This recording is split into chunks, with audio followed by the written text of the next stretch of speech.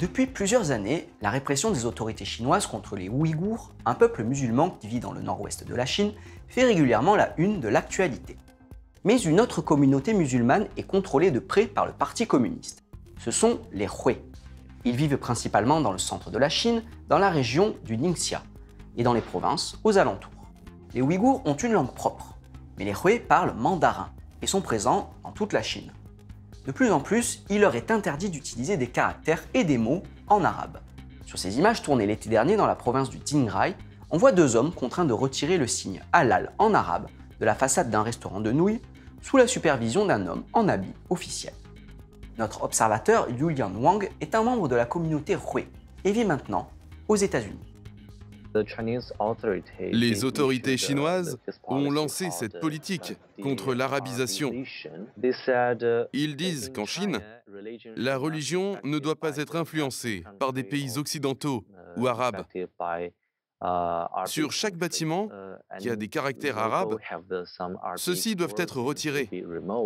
Dans certains cas, même le mot halal, écrit en chinois, est interdit. La répression touche également les mosquées, dans lesquelles il est de plus en plus compliqué de pratiquer sa foi librement.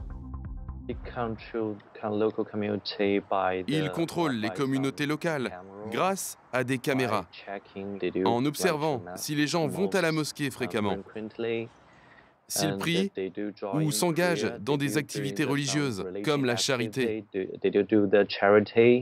Ils ont aussi limité les entrées à la mosquée.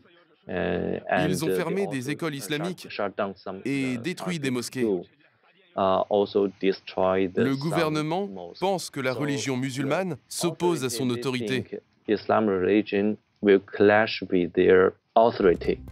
En décembre 2019, des documents officiels ont fuité sur les réseaux sociaux chinois.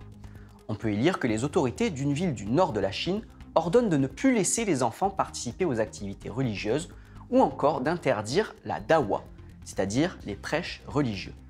Cette politique de répression s'inscrit dans un mouvement plus global de sinisation des religions initié en 2016 et qui touche l'islam, mais aussi le catholicisme.